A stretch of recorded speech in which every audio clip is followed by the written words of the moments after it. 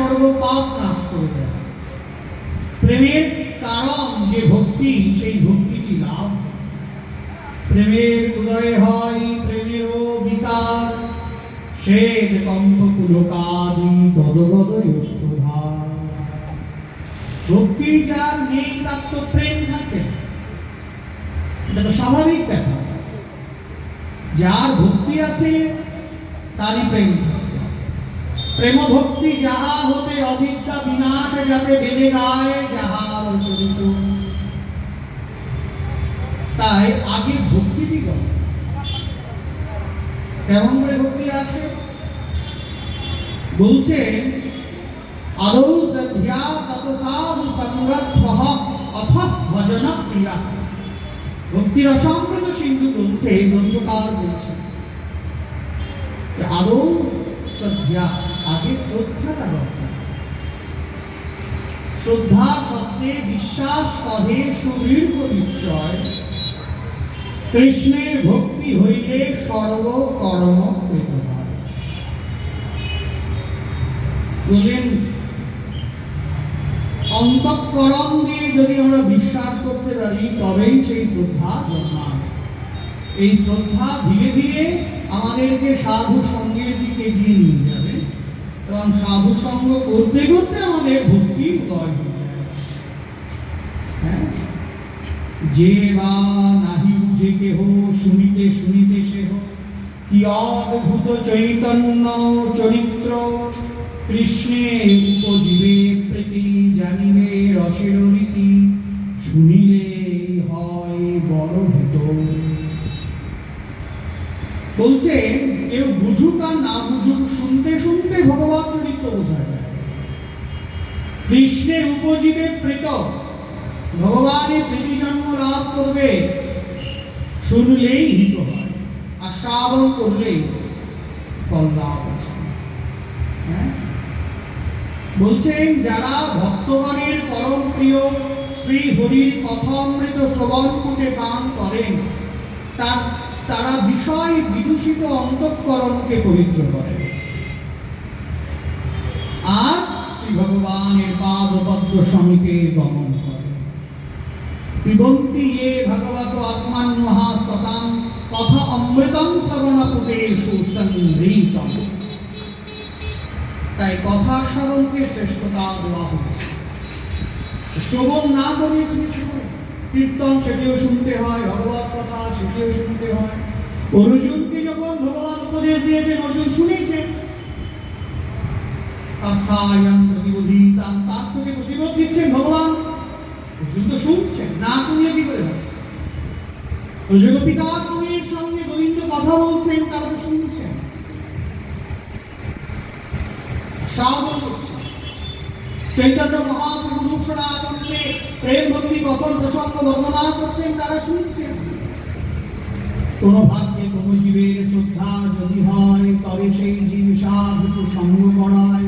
সাধু সঙ্গ হইতে হয় সর্ব অনাত্ম নিবর্তন, বলছেন না? সনাতন গোস্বামীকে মহাপ্রভু শেখাচ্ছেন। রূপ গোস্বামীকে শিখিয়েছেন।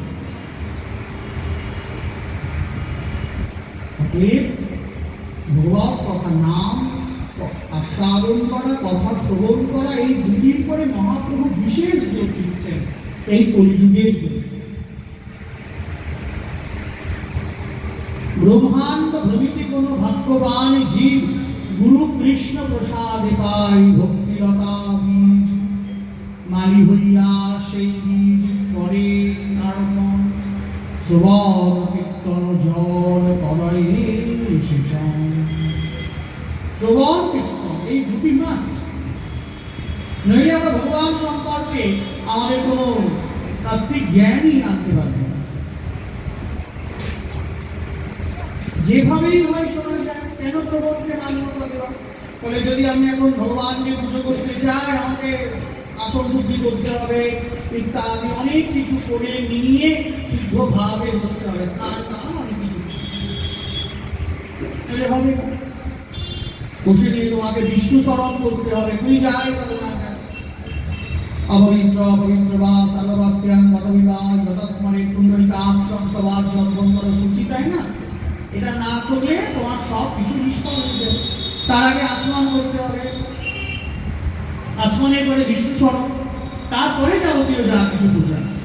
কিন্তু ভগবত কথা সাধন বা হরিনাম শ্রবণ, এই যে আসলে সবাই যাচ্ছে ভগবত কথা শ্রবণ করছে, কীর্তন করছে, বা কীর্তন আস্বাদন করছেন যারা, তারা কি এসে বসে গঙ্গা জল নিয়ে কি আগে আচমন করেন, করে নিয়ে কি অপবিত্র পবিত্র বা বলে নিয়ে বসেন? না, হয়তো সে ব্যক্তি স্নানই করেন, কীর্তন হচ্ছেন, কীর্তন 2 ঘন্টা মতো শুনে নি, তারপরে 2-2.5 সময় স্নান করতে পারবো, সময় স্নান করতে পারবো। তাকে একটা পোশাক পরিবর্তন করেনি, ওই 2 দিন ধরে সে একই পোশাক পরে আছে, সেইটা করেই ভগবত শুনছে, সেইটা করেই কৃষ্ণ আস্বাদন করছেন, কীর্তন হচ্ছে, কোনো অসুবিধা নেই। কিন্তু সেবা বুঝাই গেলে অসুবিধা আছে। খাইতে শুইতে সদারাম লইবে, খেতে খেতে খেতে শুনে শুনে তো আর ভগবানের সেবা করা যাবে না, তাই না? মুখে কোনো কিছু জিনিস থাকলে আপনি চেবাচ্ছেন, পান বা যা কিছু আছে, চেবাতে চেবাতে কখনো ভগবানের সেবা কাজ হয়। উচ্ছিষ্ট বলে আমি মানি না, তাহলে তুমি হিন্দু না হয়ে তুমি অন্য ধর্ম না, তুমি যেতেও পারা কি না থেকেও পারা, তুমি এমন কোনো বিশাল ব্যক্তি না যে তুমি মানলেই বা কি না মানলেই বা, এগুলো নিয়ম। কেন নয়? ওই চিবাতে চিবাতে দেখবে কিছু করে যেতে পারে, অনেকে মুখে কিছু দিয়ে রান্না করে, পাঠ শোনে, কোনো কিছুই উচিত শাস্ত্রে এমনি নিষেধ করে। তুমি তো তোমার মনের আনন্দে থাকছো, তুমি যে তার মুখের সামনে মুখ নিয়ে বলছো, তোমার থুতু তো তার মুখে চলে যাচ্ছে, পানের থুতু, সে বলতো না, শাস্ত্র নিষেধ করেছে, নিষেধ করেছে, তাই না? তা আমরা পারবো না কিছু মুখে দিয়ে, পারবো সেবা করতে ভগবানের? না।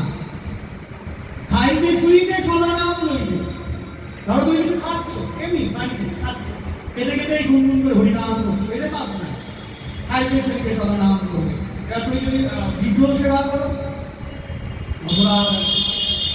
এই জন্য মহাপ্রভু জানেন কলিযুগের জীব আমাদের বেদের যে নিয়ম সব পুঙ্খানুপুঙ্খ মানতে পারবে না, কিন্তু সব যদি না মানে তাহলে তো সমস্যা। কিছু তো আমরা মানি, সব তো মানতে পারি না, তাই বলে কি উদ্ধার হবে না? এই জীবের উদ্ধারের জন্য হরিনাম যে যে অবস্থায় আছে বলছে। মৃতদেহকে দর্শন করে মন্দিরে ঢোকা যায় না, স্নান করতে হয়। আপনি ধরুন মন্দিরে পুজো দিচ্ছেন, মন্দিরে জানলা দিয়ে দেখছেন তার বাড়ি মারা যাচ্ছে রে, আর আপনি বুঝতে পারবেন না, স্নান করে এটা নিয়ম। মৃতদেহ দর্শনে অথচ মজা দেখুন সেই মৃতদেহের সঙ্গে কিন্তু হরিনাম ভগবত নিয়ে যাচ্ছে, শ্মশানেও যাচ্ছে। নামের ক্ষেত্রে ছাড় মহাপ্রভু এমন করে দিয়েছে যে যে অবস্থাতে ভুবন মঙ্গল হরিনাম করুক না কেন, সেই নামের দ্বারা জগৎবাসী উদ্ধার। নামের এত রাহিতা শক্তি। আপনি কথার কথা মরাপুরি আসলেন বা আমি আসি, কোথায় একটা হরিনাম হচ্ছে বা হরি কথা হচ্ছে, আমি এক পাশে বসে শুনতেই পারি, আমার অপরাধ নয়। মহাপ্রভু এই জন্য করেছেন,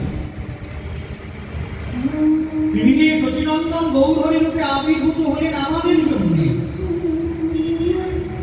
আমাদের জন্য। যে যখন গৌর হয়েছি, তিনি যখন গোবিন্দ রূপে লীলা করছেন, সকলকে উদ্ধার করার তার প্রয়োজন নাই, যাকে যাকে দরকার তাকে তাকে উদ্ধার করে দিচ্ছে। আর কলিযুগে তাকে বলা হয় পাবন অবতার। কি আমরা ভোজনারতি গাই না, ভজপতি তো উদ্ধার শ্রী গৌর, সকলকে উদ্ধার করছে। পাপি তাপি যত ছিল হরি নামে উদ্ধারিল, তার সাক্ষী জগায় আর বাধায়। নাম করতে কিছু না পারলেও মহাপ্রভু শিখিয়েছেন হাতে তালি দিয়ে হরিনাম। সন্ধ্যাকালে সন্ধ্যা নিচ্ছ, কাল আছে বাজিয়ে নাও, কাসর বাজিয়ে হরিনাম। নাম তোমাকে ছাড়বে না, সবাই তোমাকে ছেড়ে চলে যাবে, এই নাম তোমাকে ছাড়বে। ওই শ্মশানেও হরিনাম হচ্ছে, মায়ের মন্দির হরিনাম হয় না, শৈব মন্দির হরিনাম হয়। হঠাৎ করে মাঝখানে একটা ট্রেন ছিল যে বৈষ্ণবেরা কালী ঠাকুরকে প্রণাম করে না, আমরা করতাম প্রথম থেকে, অন্য অন্য কারা সব অন্যান্য সব করতো না, সব ছিল ব্যাপার। শিব ঠাকুরকে প্রণাম করা যাবে না, সব ভাওতাবাজ শাস্ত্রের শ্লোকের অপব্যাখ্যা করে নিজেদের মতো একটা সিস্টেমকে চালু করার অপপ্রয়াস ছাড়া কিছু নেই। এরা মহাপ্রভু জীবনী পড়েনি। সাউথ ইন্ডিয়ায় মহাপ্রভু গিয়েছেন প্রায় 10 থেকে 15টা শৈব মন্দিরে মহাপ্রভু হাত কাটিয়েছেন। আছে আপনি যে বৃন্দাবনে প্রবেশ করছেন, সেই বৃন্দাবনেই 4 জন মহাদেব আছে। 4 জন মহাদেবের একজনকে যদি আপনি না দেখে 12 বছরও যদি থাকেন বৃন্দাবনে, যে বৃন্দাবনের মহিমা আপনার কাছে প্রতিভাত হবে না, কৃপা লাভ হবে না। চাকুলেশ্বর মহাদেব, ভূতেশ্বর মহাদেব এসব আছেন তো, নন্দীশ্বর মহাদেব,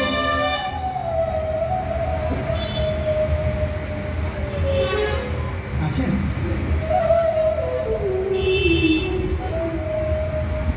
মহাপ্রভু তিনি বলে দিচ্ছেন সর্বত্র মাগি নামে কৃষ্ণ প্রেম ভক্তি, সবসময় সবার কাছে কৃষ্ণ প্রেম ভক্তি চেয়ে। ঠিক আছে, তুই দেবী সম্বন্ধে ভগবত কথা শ্রাবণ করো, দক্ষিণেশ্বরে সকালবেলায় সূর্যোদয়ের সময়টাতে হরিনাম হয়। রামকৃষ্ণদেব তিনি যেখানে পূজা করতেন আর কি, তাকে তো প্রথমে ওই রাধা গোবিন্দ মন্দিরে পূজা করার জন্য তো তার দাদা নিয়ে গেছিলেন রানী রাসমণি তৈরি করা, কিন্তু পুরো মন্দিরটার উৎসর্গ কিন্তু রামকৃষ্ণের দাদার নাম, ওনার নামে নয়, রানী রাসমণির নামে নয়, পুরোটা রাসমণি তৈরি করেছেন সব কিছু। পুরোহিত বললেন যে মা, তোমার নামে তো সমস্যা আছে মন্ত্রে কিছু, ব্রাহ্মণ ছাড়া তো হবে না, তুমি এত করে করছো, কি করবো? বলে তোমার কোনো ব্যাপার নেই, আমি টাকা দিয়েছিলাম, কি হয়েছে? সবচেয়ে ব্রাহ্মণ তখন ওই ওনার দাদা আমাকে বলে যে না না, আমার সে দরকার নেই, আমার নামে কেন দিচ্ছেন? আমি দরিদ্র ব্রাহ্মণ, আপনারা পুজো করে আপনারা দুমুঠো দেন, আমার চলে যান। রাসমণি বললেন না না বাবা, আমারও না তোমারও না, চিরকাল আছে তো। আর 2 জন ব্রাহ্মণ তো মনে মনে ভাবতো এইবারে আমার না হয়ে গেল, আমার ছেলে না আছে, কিন্তু না হয় না, করেন না। ওই কালী মূর্তি নিয়ে এসে বাক্স বন্দি করা ছিল, প্রতিষ্ঠা হচ্ছিল। একদিন রানী রাসমণিকে স্বপ্ন দিচ্ছে, এই তীব্র গরমে আমার কত কষ্ট হচ্ছে বলতো, আমাকে খোল। রাসমণি যখন খুলেছেন, পুষ্টিপাথরের মা তো সারা শরীরকে ঘাম ছুটছে। 500-200 বছরের একটা ঘটনা। মা বললেন যাই হোক, আর রাসমণি বললেন আমি এই মাকেই প্রতিষ্ঠা করি। তাই করেছি। দেখো আজও সেই রাসমণির নাম আছে, তাকে আমরা কত সম্মান করি, দেবীর জ্ঞানে সম্মান করি তাকে।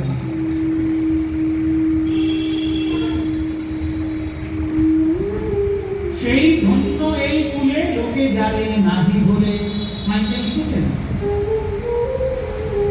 জন্মিলেই মরিতে হবে, অমরকে কোথা হবে। এর একটা লাইন পরে এই লাইনটা আছে, সেই ধন্য নরকুলে লোকে জানে নাহি বলে। আমরা ভুলি না। তো যাই হোক, ওই যে ওনাদের সহিত যে রাধা গোবিন্দ যারা গেছেন, এবারে যখন যাবেন ভালো করে কৃষ্ণের চরণটা দেখবেন, এখন আপনি বলেন দেখবেন যে চরণটা যে ভাঁজ দাঁড়িয়েছে, যিনি তৈরি করেছেন, কি করে সম্ভব? দেখবেন ওই চরণ দেখলেই আপনার মন শান্ত হয়ে যাবে।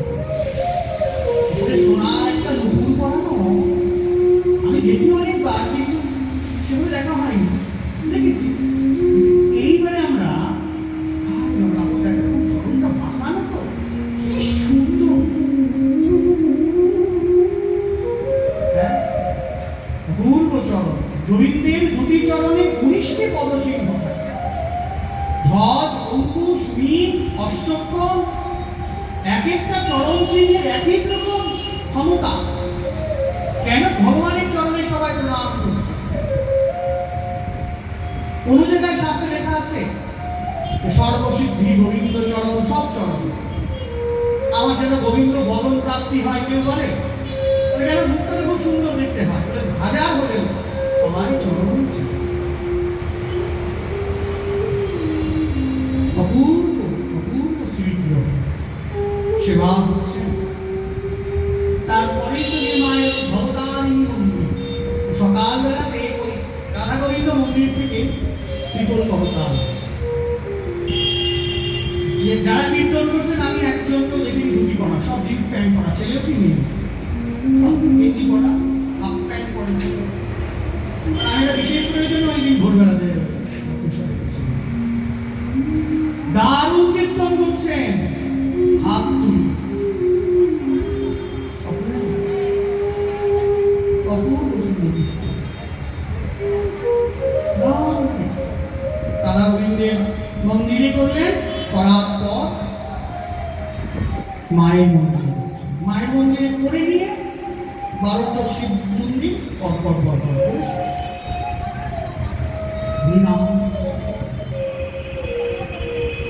নামে রুচি জীবে দয়া বৈষ্ণব সেবক, ইহা ছাড়া ধর্ম নাই শুনো সনাতন।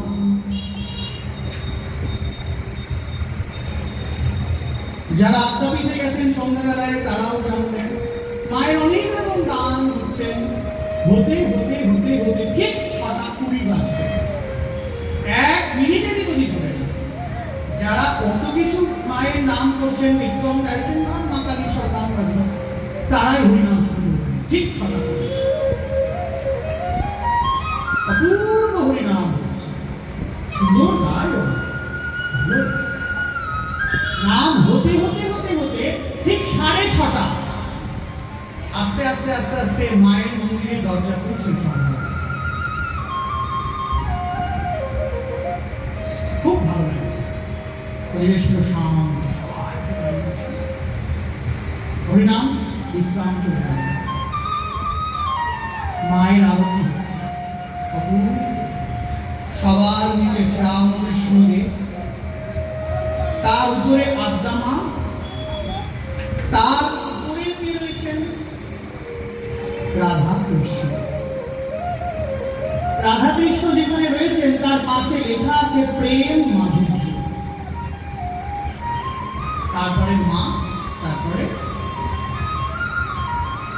অন্যান্য। এরকম কেন বলছেন? সর্বশ্রেষ্ঠ হচ্ছে মাধুর্য। মাধুর্যের উপরে কোনো কিছু হয় না। সেই মাধুর্য তত্ত্ব শ্রেষ্ঠ বলে শ্যামসুন্দর মদন মোহন রয়েছে, আর রাধারানী রয়েছে, তার নিচে মা।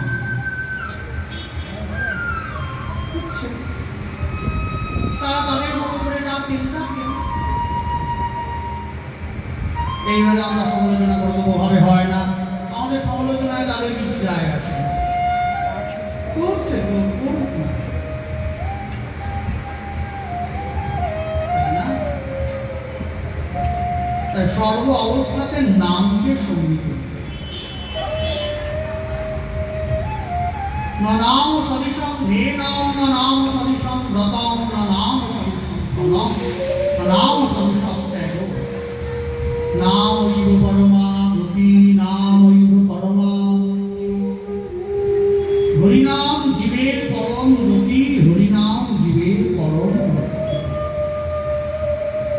যেই নাম সেই কৃষ্ণ ভজ নিষ্ঠা করি, নামের সহিত আছে আপন শ্রীহরি। চৈতন্য মহাপ্রভু তার শিক্ষাষ্টকে নাম সম্পর্কে বলছেন, চেত দর্পণ মার্জনম ভব মহাদাবদিনী নির্বাপণম, শ্রেয়াহ কৈরব চন্দ্রিকা বিতারণং বিদ্যাবধূ জীবনম, আনন্দয়ম বুদ্ধি বর্ধনম, প্রতিপদাম পূর্ণ অমৃত আস্বাদনম, সর্বাত্মনম স্নাপং পরং বিজয়তে শ্রীকৃষ্ণ সংকীর্তন। নাম নামকারী বহুধা নিজ ষড়ব শক্তি স্তত্রার্পিতা নিয়মিত স্মরণেন কালঃ এতাদৃশী তব কৃপা ভগবান মম দুর্দৈবমী দেশ বিহাজনী ন অনুরাগ। মহাপ্রভু বারবার আমাদেরকে সতর্ক করে দিয়েছেন, জিহ্বা থেকে যেন নামটা না যায়, শ্রবণ আর কীর্তন এই দুটি যেন, তাহলেই কলিযুগে এই যুগ প্রবাহের মধ্য দিয়ে আমরা ভগবৎ চরণারবিন্দ লাভ করতে পারি। বলে অনেক কিছু জানতে হয়, বলে না অতিরিক্ত কিছু জানতে হয়। নাম করবে, গুরু কৃপাকে অবলম্বন করবে, চেষ্টা করবে প্রসাদ চরণামৃতকে জীবন ধারণ করতে। এটা তো আমাদের জীবনের বৈষ্ণব ধর্মের একটা সোপান, চেষ্টা করা উচিত।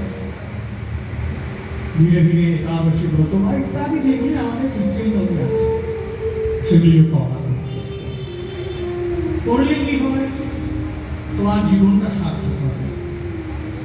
রবীন্দ্রনাথের লেখা আছে, সার্থক জন্ম মাগো জন্মেছি এই দেশে। দেখো ভগবানের আবির্ভাব ভারতে, চৈতন্য মহাপ্রভু বলো, রামচন্দ্র বলো, কৃষ্ণ বলো, বরাহ রূপ বলো, পূর্ণ রূপ বলো, বামন অবতার বলো, বেদব্যাসজি বলো, সকল এই ভারতের মহামানবের সবাই মিলেমিশে আছে। তাই ভারত ভূমিতে হইল মনুষ্য জন্ম যা, জন্ম সার্থক করি কর পরোপকার। পরের উপকার অনেকভাবে করা যায়, অনেকভাবে করা যায়। কাউকে টাকা পয়সা দিয়ে সাহায্য করা যায়, বস্ত্রহীনকে বস্ত্র দিয়ে সাহায্য করা যায়, ধনহীনকে ধন দিয়ে সাহায্য করা যায়, বিভিন্ন। এছাড়াও হরিকথা দান এবং হরিনাম সংকীর্তন দান, এটাও উপকার করা। যে উপকারে তার পরকালের কাজ হয়ে যায়। চৈতন্য ভগবত বৃন্দাবন का स्थान লিখিতে লিখেছেন। তাই পাবন অবতার শ্রীমন চৈতন্য মহাপ্রভু তার কৃপা কণিকাকে অবলম্বন করে এই জগৎ থেকে আমাদের যাওয়া উচিত। প্রেমলতা নিতাই চার অদ্বৈত আচার্য, যিনি গৌরী শ্রেণী ভরা ধন আমাদের জন্য। সেই জন্য প্রতিদিন অন্তত কিছুটা সময় ভগবানের জন্য ব্যয় করা উচিত। যদি কেউ মনে করেন যে আমি 10 মিনিট পারবো, তাই করবেন, 12 মিনিটের প্রয়োজন নাই, তাই করবেন।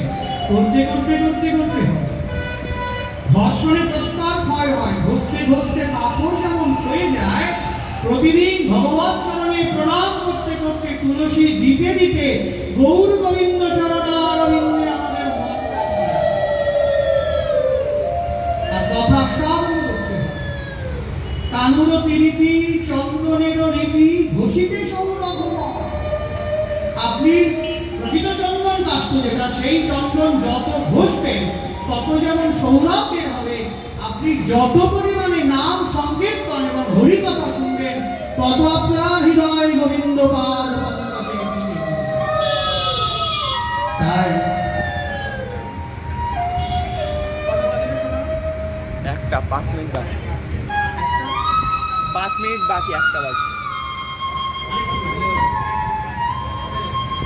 এটি হচ্ছে ভগবত। দেখো না, মহাপ্রভু সবসময় প্রেমাবেশে থাকেন। কি করে থাকেন? ভগবত বলে তিনি তো ভগবান। বলে হ্যাঁ, তিনি ভগবান, কিন্তু একজন ভক্ত কি করে ভগবানকে ডাকতে পারে সেইটির নিদর্শনও তিনি জানেন, সেটিও তিনি বুঝিয়েছেন। তাই তার জীবনাদর্শন আমাদের কাছে, তার সেই জীবনাদর্শন আমাদের শ্রবণ করা উচিত। শুনতে শুনতে আমাদের সেই প্রীতির জন্য লাভ।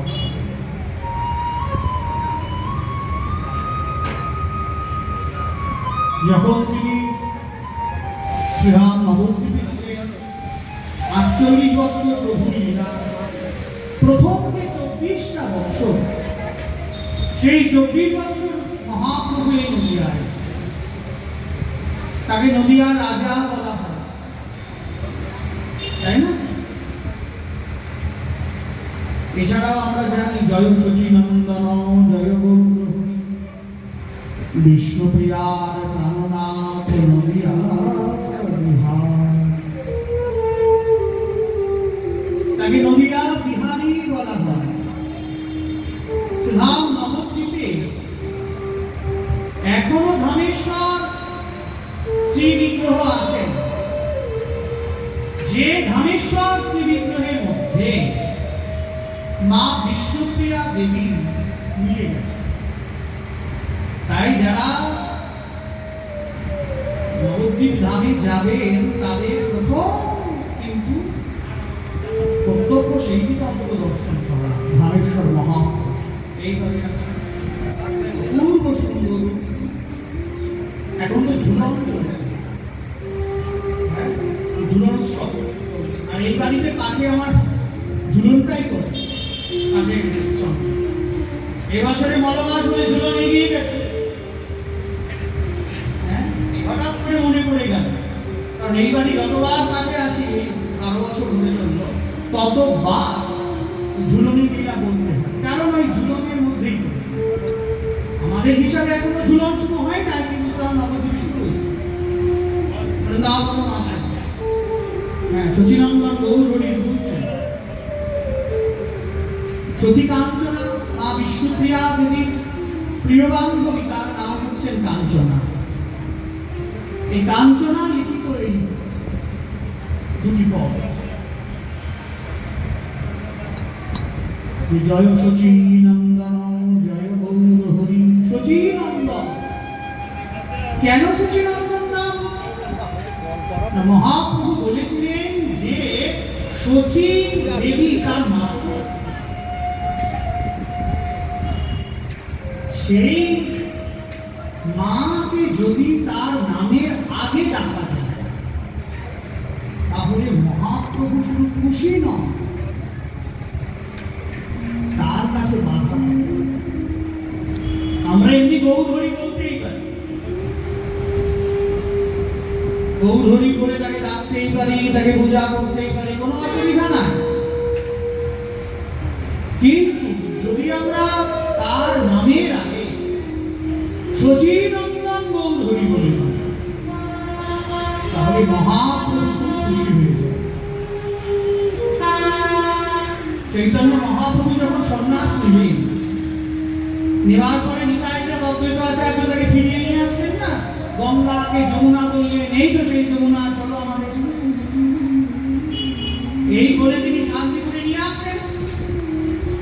শান্তিপুরে যখন মহাপ্রভু আসবেন, সেই চুরি নাই, পুরো নেড়া করে রয়েছে।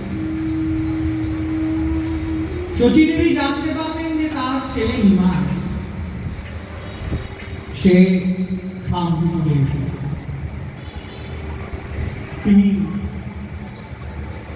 চলে গেলেন শান্তিপুর। ঈশানকে গঙ্গার ঘাটে দেখতে পাঠিয়েছিলেন যে ঈশান, এই সবাই মিলে গঙ্গার ঘাটের দিকে যাচ্ছে, কেন বলতো? তো যা তো খোঁজ নিয়ে মায়ের মন্ত্র, পরপর সন্তানের 7-8টা সন্তান মারা গেছে, তারপরে বিশ্বরূপ হলে তিনিও সন্ন্যাস নিয়ে চলে গেলেন, নিমাই সেও সন্ন্যাস নিয়ে।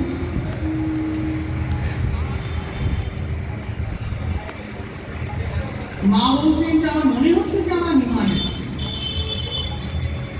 নইলে এত মানুষ আসতে পারে না। ঈশান গেছে, গিয়ে দেখছেন গঙ্গার জল দেখা যাচ্ছে, সবাই পার হচ্ছে, নৌকা কোথায় গেল? সাথে পার হচ্ছে, মা তার সন্তানকে পিছের পরে নিয়ে সাথে পার। নগরের লোক ভাই যুবক যুবতী নিজ পতি ছাড়ি চলে, জপ ছাড়ি জ্যোতি। যে যে অবস্থায় আছেন সে অবস্থায় ছুটছেন, তাদের জামাইকে দেখতে গৌরী দিকে মাও গেছে। গিয়ে মা তার সামনে আসছেন না, অনেকটা বড় ঘুমটা দিয়ে রয়েছেন। তো মাকে জিজ্ঞাসা করছেন মহাপ্রভু যে তুমি এরকম ঘুমটা দিয়ে আছো কেন? মহাপ্রভু 7 ফুটের উপরে লম্বা, ভাবুন তো 7 ফুটের থেকে একটু বেশি, আজাদ লম্বিত ভুজল, এত দূর। মা বলছেন যে যবে থেকে তুই এই সন্ন্যাস নিয়ে চলে গেছিস সেই দিন থেকে নদিয়া বা নবদ্বীপের কেউ আমার মুখ দেখেই না।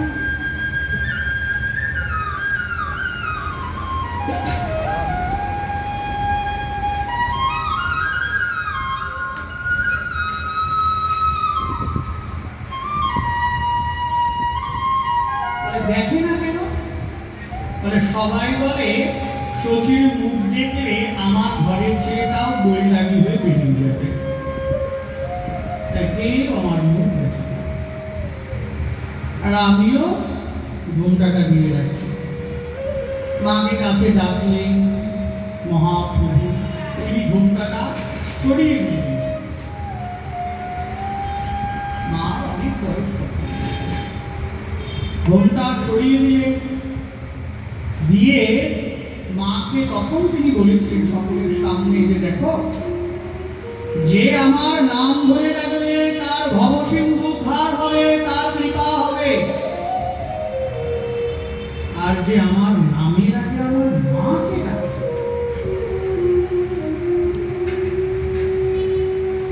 যে আমার নামের আগে আমার মায়ের নামটা জুড়ে দেবে, আমি তার চরণের দাস হয়ে যাব। ভবসিন্ধু উদ্ধার অনেক পরে, যে আমার মাকে একবার নাম দিবে আমার নামের আগে, আমি সেই ভক্তের চরণের দাস হতে চাই। তাই শচী নন্দন গৌরী বলে সবাই। সখী কাঞ্চনা জানতেন, তাই তিনি এমনি লিখেছিলেন জয় শচী নন্দন জয় গৌর হরি। তার সখী তো, তাই লিখেছিলেন বিষ্ণুপ্রিয়ার প্রাণনাথ নদিয়া বিহার। বিষ্ণুপ্রিয়ার প্রাণনাথ তিনি, তিনি নদিয়া বিহার, নদিয়ার রাজা। শান্তিপুর ডুবু ডুবু নদে ভেসে যায়, পুরো নদিয়াবাসী সহ সকলকে হরিনাম প্রেমবন্যায় ভাসিয়ে দিলেন। জগতের বাসীর জন্য কান্না করতেন, নিরুপম হেমজিনী উজ্জ্বল গোড়াতন অবনী ঘন করি যায়।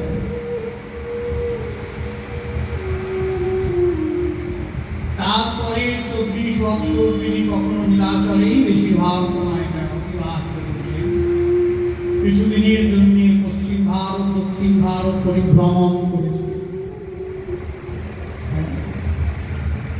জগতের সকলকে দেখিয়ে দিলেন যে কেমন করে রাখতে হবে। তার ভাবের এত আতিশয্য ছিলেন যে জগন্নাথ শব্দ পর্যন্ত উচ্চারণ করতে পারতেন না। যজ ভব শব্দ প্রভু কহে বা, সকলকে উদ্ধার সর্বস্বী পাপকে দিক নির্দেশনার জন্য রাখলেন, গৌড়ীয় বৈষ্ণব সম্প্রদায়ের বিজয়কে করাবার জন্য। কীর্তন গাই না, শ্রীরূপ সনাতন ভক্ত রঘুনাথ, শ্রীজীব গোপাল ভক্ত দাস রঘুনাথ, এছাড়া প্রেম দাতা নিতাই চাঁদ, তার ছাড়া দল 64 মহন্ত দ্বাদশ গোপাল, 6 চক্রবর্তী, অষ্ট কবিরাজ, তাদেরকে নিয়ে এই নামকে বিভিন্ন প্রত্যন্ত অঞ্চলে প্রচার হয়, যাতে হরিহত জীব হরিনাম করতে পারে, ভগবান সম্পর্কে জানতে পারে। নইলে গৌর হরি তো অন্য জায়গাতে আবির্ভূত হতে পারতেন, এই বঙ্গদেশে কেন না? আমরা যাতে ভগবত বিমুখ না হই সেই জন্য। সেই জন্য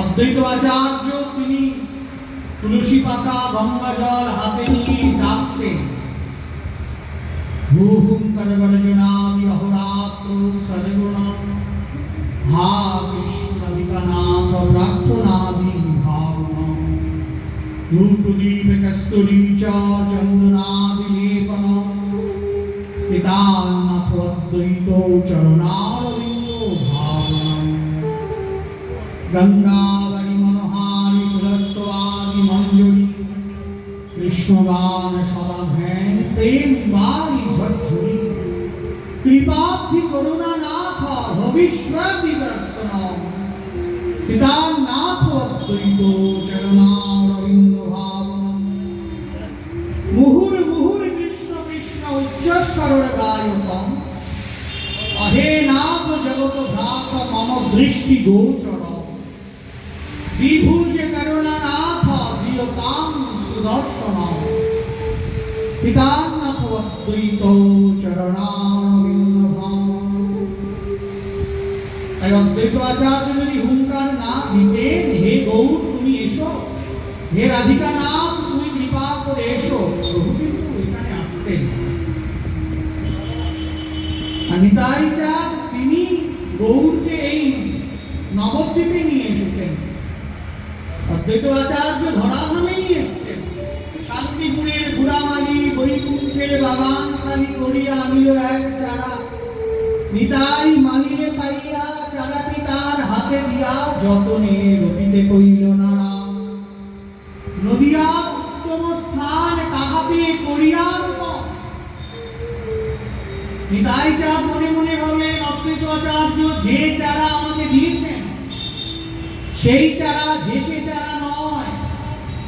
এই চারাকে যদি রোপণ করতে হয় তবে একমাত্র প্রকৃত স্থান হচ্ছে এই নদিয়া। এই নদিয়াতে এই চারা রোপণ করা। এই যে আমরা এই জন্য কৃতজ্ঞ তাই চাঁদের জন্য। পঞ্চতত্ত্বের সকলেই কৃপা বিশিষ্ট, কে ছোট কে বড় এভাবে বলা যায় না। গদাধর পণ্ডিত, শ্রীবাস পণ্ডিত সকলেই আমাদের প্রণাম। গৌর আমার গদাধরের প্রাণ, গৌর হচ্ছেন গদাধরের প্রাণ। আমরা গৌরের জন্য হরিনাম পেলাম, ভগবত কথা শ্রাবণ সবকিছু পেলাম, পাঠ্যক্রম পেয়ে গেলাম, নামযজ্ঞ পেয়ে গেলাম, ভোজনারতি সহ এত কিছু পেলাম, শ্যাম বৃন্দাবন পেয়ে গেলাম, রাধাকুণ্ড পেয়ে গেলাম, রাধারানীকে পেয়ে গেলাম। আমি তো সেই গৌরের জন্য। তাই আপামর বাঙালির কর্তব্য প্রতিদিন অন্তত গৌর চরণারবিন্দে প্রণাম করা। অমল কমল বক্তম গৌরং ভজনেত্রং মধুর মধুর হাস্যাং চারু গন্ধর্ব বেশং সুর নরমণি বন্দন দলিত নটন শক্তি তং ভজে প্রেমমূর্তি। গৌর কৃপা আছে। গৌর কৃপা হলে কি হয়? বলে গৌর কৃপা হলে প্রেম লাভ হয়। संसार सिंधु तरणे हृदयांजलि स्वाद संकीर्तन नाम। বলে রে হরিনাম সংকীর্তনে নিজেকে ভরিয়ে দাও। কেন? যারা চান যে সংসার সাগর থেকে উদ্ধার পেতে। প্রবোধানন্দজি তিনি লিখছেন, संसार सिंधु तरणे हृदयांजलि स्वाद संकीर्तन नाम अमूल्य रसे रमते मनश्चेत প্রেমাম্বুধো বিহরণে যদি চিত্তবৃত্তি চৈতন্য চরণে শরণং প্রয়াম। এই প্রবোধানন্দজির আগে প্রকাশানন্দ ছিলেন। তিনি গৌড়ীয় বৈষ্ণব সম্প্রদায়ে অন্তর্ভুক্ত হয়ে যান পরবর্তীকালে। তার লিখিত গ্রন্থ এই রাধা রস সুধা নিধি আনন্দ বৃন্দাবন চতুর্থা চৈতন্য চন্দ্রামৃতম। তাই আমাদের এই জীবনকে নিজেকেই জানিয়ে নিতে হবে যে মন কিলাবি আইলে হবে, এমনও জন্মে হরিনাম ভজিবি তবে তুই মানুষ হবে। এত সুন্দর জীবন পেয়ে যদি ভগবত ভজন না করলাম, আমি কিসের মানুষ? শুধু আত্মাটুকু আছে বলে আমি বেঁচে আছি। ওরে বাবু, আত্মা শেষ হয়ে গেলে রাত 12টার আগেই কাঠপাইলা হয়ে যাবে। স্থানীয় যারা আছেন তারা বাঁশ কাটতে শুরু করবে, বাড়ির লোক কাটবে, 1 ঘন্টাও নেবে না। শোনা মাত্রই পাড়ার ছেলেরা চলে যাবে, যাই বাঁশ কেটে নিয়ে আসে। মারাও গেলাম 20 মিনিটের মধ্যেই বাঁশ করতে চলে যাবে। এই তো জীবন। মানে আমরা সব বুঝি, পাপ দিয়ে উল্টো বলে। হ্যাঁ ভাই, মানুষের জীবন কতগুলি মুহূর্তের সমষ্টি মাত্র, এছাড়া আর কিছুই নয়। একে আমরা বিরাট ভাবছি, এটাই হচ্ছে মায়া। দৈবিক ঠেসা গুণময়ী মম মায়া প্রত্যয়া। শ্রীদায় অর্জুনকে ভগবান বলছেন যে অর্জুন, আমার মায়া কিন্তু অতিক্রম করা খুব কষ্ট। যতক্ষণ না আমি কৃপা না করছি, মায়া মেয়েতান্তরাত্রিতে, এই মায়ার সমুদ্র তুমি পার হতে পারবে না। দিন চলে যায়, মাস চলে যায়, বছর চলে যায়, জীবন চলে যায়। এই দেখো না, বড় বড় পাহাড়ি নদীতে কত কত কাঠ ভেসে যায়। সকল কাঠ কি আর তীরে এসে লাগে গো? তাই গ্রন্থে একটা কথা আছে, নদীর প্রবাহে যেন কাষ্ঠ লাগে তীরে। নদীর প্রবাহ পথে বহু কাঠ ভেসে যায়, জলে চলতে চলতে পচে নষ্ট হয়ে যায়। আর যারা ওই স্রোত থেকে বেরিয়ে আসে, ওই তারা একটু বেরিয়ে আর বাদবাকি নষ্ট হয়ে যায়। এই জন্ম মৃত্যুর চক্রে ঘুরতে ঘুরতে যদি কোনো জীবের সেই ভাগ্য হয়, সাধু সঙ্গ হয়, যদি মনে হয় যে ভগবত ভজন করা উচিত, তবে সেই জীব ভগবত ভজন করলে ওই ভবচক্র থেকে সে চিরদিনের মতো উদ্ধার পেয়ে গোবিন্দ পাদ পঙ্কজে যায়। ঠিক আছে,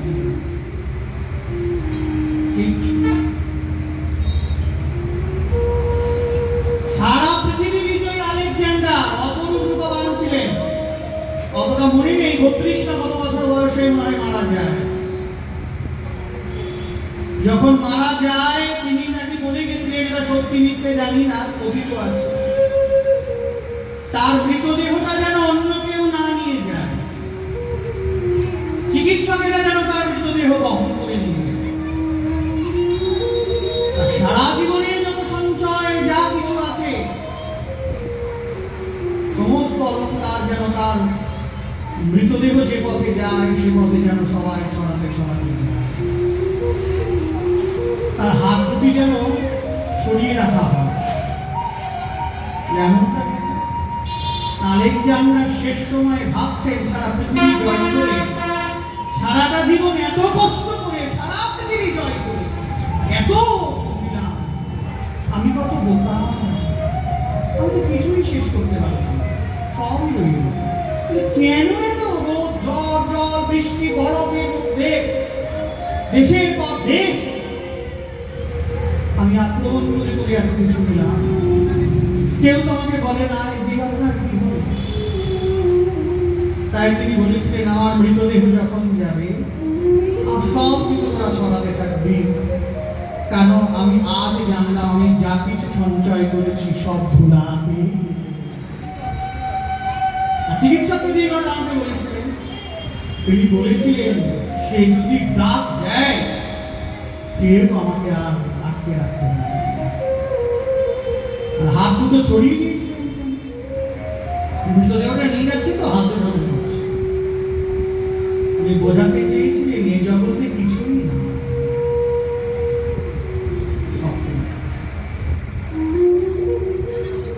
তাই যারা আমরা সংসারী আছি, সংসার করব, তার মাঝখান থেকে ভাবনাটা রাখবো, ছাড়ি অনাচার করবো কৃষ্ণের সংসার, ভজন। সব কিছু করবো। তার সাথে বলছেন না, সব কিছু করবি কিন্তু বুড়িটাকে ছুঁয়ে থাকবে। আর গোলাছুট খেলতাম না, গোলাছুট খেলার সময় মাঝখানে একজন বসে থাকতো, তার মাথাটাকে ধরে থাকতো, তার একদম মোড় হয়। এটাও বলবো, এই সংসার তো গোলাছুটের মতো। বলবা আমায় ঘোরাবি কত, গরুর চোখ ঢাকা বলদের মতো। বলে এই গোলাছুটের মতো ঘুরে বেড়াচ্ছি, কিন্তু মনটা যেন ভগবত চরণামৃত। এটাই আমাদের ইচ্ছা। তো যাই হোক, যার উদ্দেশ্যে আমাদের হরি কথা, ভগবত কথা বলে আমরা সকলেই চাই তিনি যেন ভগবত চরণারবিন্দে থাকেন। এটা খুব ভালো দিক, নারায়ণের পিতা মাতার উদ্দেশ্যে হরি কথা পাঠ কীর্তন দেন। এটা দেওয়া হয় কেন? যে সে চলে গেছে তবুও তার স্মৃতিকে মনে রাখা। ভগবান বলেছেন এদের কর্তব্য। আমি ভাবতে পারি যে না, অনেক বছর আগে চলে গেছে, আর কি দরকার। শাস্ত্র বলছে তুমি তোমার কর্তব্য করবে। সে যদি পুনরায় জন্মেও যায়, যা হয় হোক, তুমি তোমার কর্তব্যই করবে। শাস্ত্রে এরকম বলা আছে। আমি বিধান দেয় না 3-4 বছর হয়ে গেছে, ছেড়ে দাও, এগুলো ভুল কথা। সে সিদ্ধান্ত দেখাতে পারবে না। যদি হয় সেটা পরবর্তীকালে কেউ লিখেছে, ওটা শাস্ত্র মান্যতা দেবে। বাচ্চা দেখবে খিদে নেই, খেতে চায় না, মা ভাববে কি শয়তানের জন্য কাটছে না, তাও জোর করে খাও।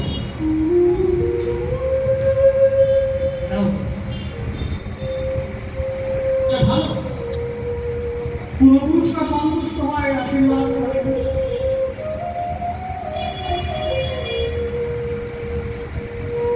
তারা যে নক্ষত্রে থাকে তারা সন্তুষ্ট হন যে না, আমি এদের কিনেছিলাম, এরা আমার জন্য ভগবানের নাম কীর্তন করাচ্ছে, এতে আমি সন্তুষ্ট হচ্ছি, আমি সুন্দর একটা দেহ লাভ করছি, কিন্তু ভগবান চলে যাচ্ছে।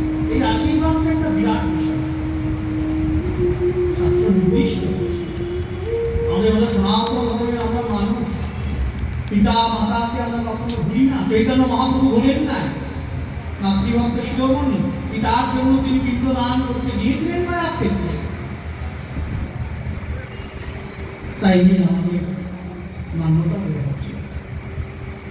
তাই আমরা সকলেই ভগবানের কাছে চাই যে যার উদ্দেশ্যে কথা বলেন তিনি যেন ভগবান চরণারবিন্দে থাকেন, সেখান থেকে সকলকে যেন আশীর্বাদ করেন এবং উপস্থিত সকল ভক্তবৃন্দের চরণে বিনম্র প্রণাম নিবেদন করে আমাদের ভগবত কথা এখানে বিশ্রাম হচ্ছে। পিতাই গৌর